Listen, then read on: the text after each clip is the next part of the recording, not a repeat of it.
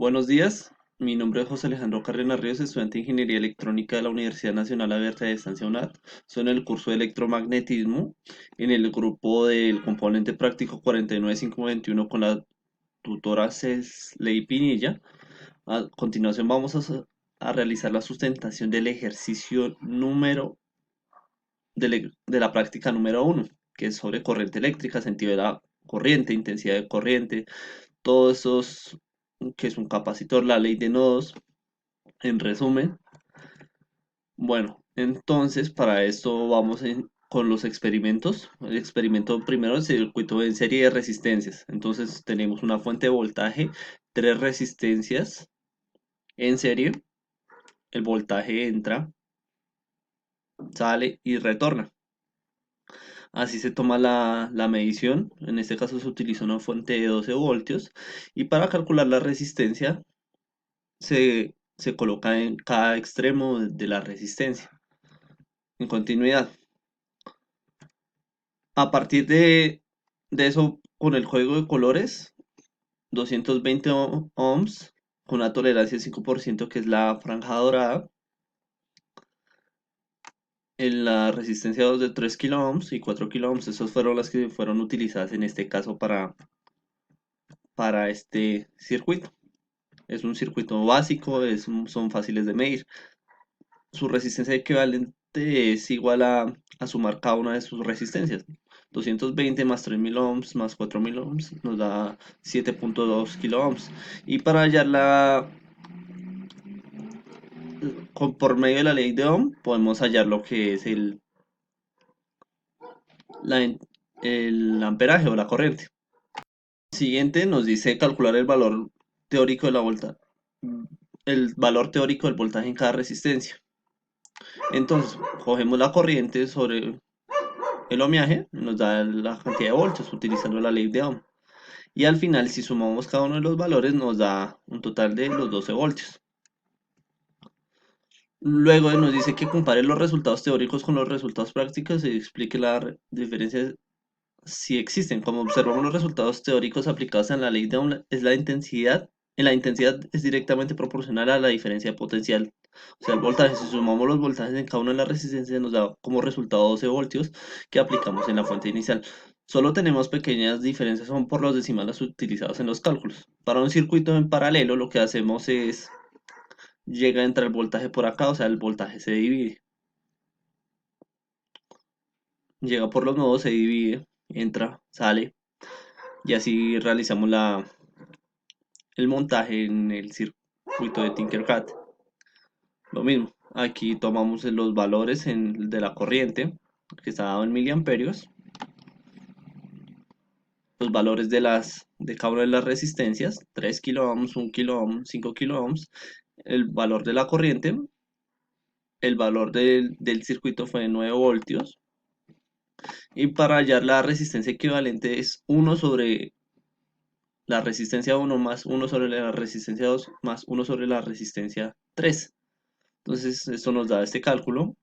Luego operamos y nos dice que tenemos un resultado de 652.17 ohms.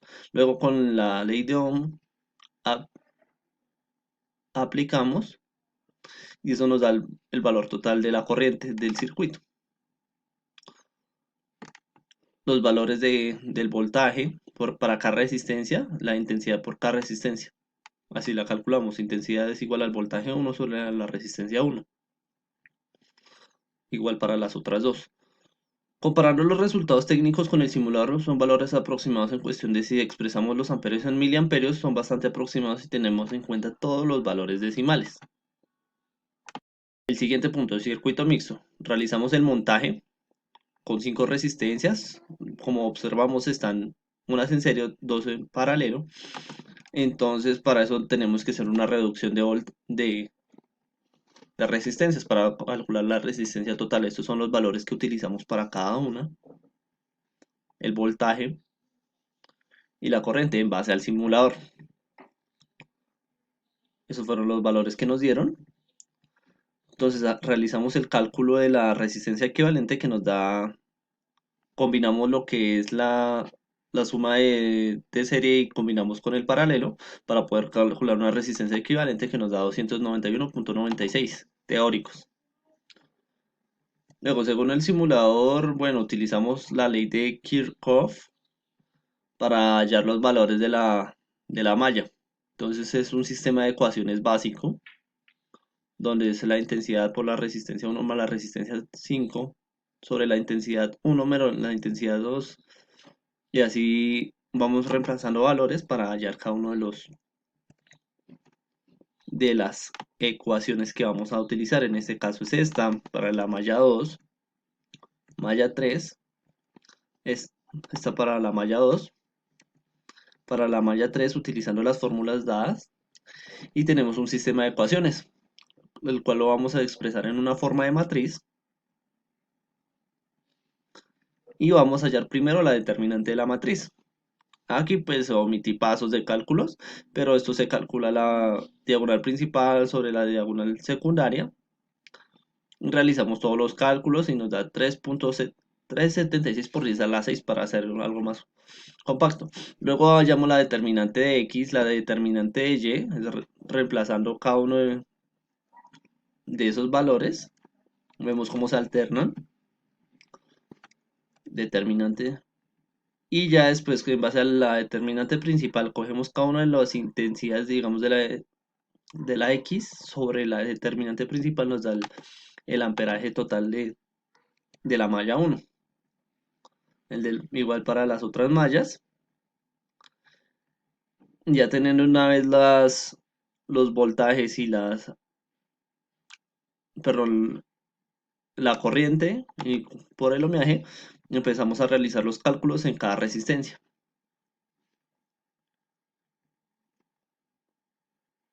Así tenemos todo, realizamos sus respectivos cálculos y al final una resistencia total nos da 200.21.5 utilizando todas las fórmulas.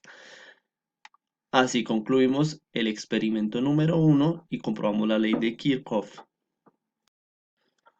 A continuación vamos a realizar el experimento número 2, que es la alimentación con la señal de onda cuadrada proveniente de un generador a través de cuya resistencia interna, una resistencia grande. Armamos el circuito en base a cómo está, que tenemos el generador, una resistencia, un condensador y un osciloscopio. Entonces alimentamos el circuito por medio del generador a una resistencia que nos va a alimentar el condensador, y este se va a descargar. Vemos esta por el medio del osciloscopio, que es un elemento que nos sirve para ver y analizar las señales y ondas de un circuito. En este caso vemos como tiene sus picos de aumento y cómo va disminuyendo. Carga, descarga continua del circuito, pero eso solo se puede con una resistencia grande, porque si utilizamos una pequeña, podemos, por la capacidad del condensador, se puede explotar o generar algo. Acá tenemos los elementos. Utilice un condensador de 10 microfaradios o 100 microfaradios y escogemos la escala en el osciloscopio. Entonces, para este siguiente punto lo que utilizamos fue el mismo generador, dos resistencias en serie, el condensador, y vemos cómo empieza su carga y descarga disminuye. Es mucho más lenta porque el flujo de corriente es mucho más lento. Entonces su carga es más lenta y su descarga también es lenta. Los elementos seleccionados. Luego se nos pide un simulador en serie con dos condensadores. Tenemos su generador, sus dos resistencias, sus dos condensadores, y vemos como sus ciclos aumentan nuevamente, aunque están en serie. Su tiempo de carga es mucho más rápido. Para calcular esto es uno sobre para este caso de las series, todo lo contrario a la resistencia, se calcula uno sobre la capacidad del condensador, uno más uno sobre la capacidad del condensador 2. Así calculamos la capacidad total del circuito con los condensadores. Después colocamos el simulador en paralelo, la misma fuente, y vemos que como con el osciloscopio se empieza a comportar mucho más lento. Su tiempo de carga, descarga, no es tan elevada.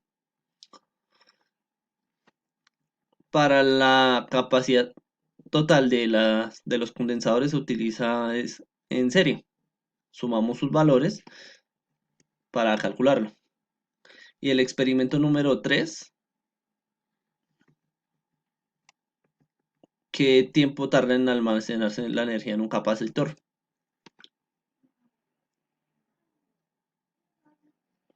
Tenemos su voltaje, su resistencia, condensador, y tomamos los valores en sus tiempos de descarga, de tiempo de carga y descarga, es utilizando todos los resistencias grandes para que no sufra un colapso el circuito, el condensador en sí como tal. Y así concluimos la sustentación de los ejercicios del componente práctico de electromagnetismo. Gracias.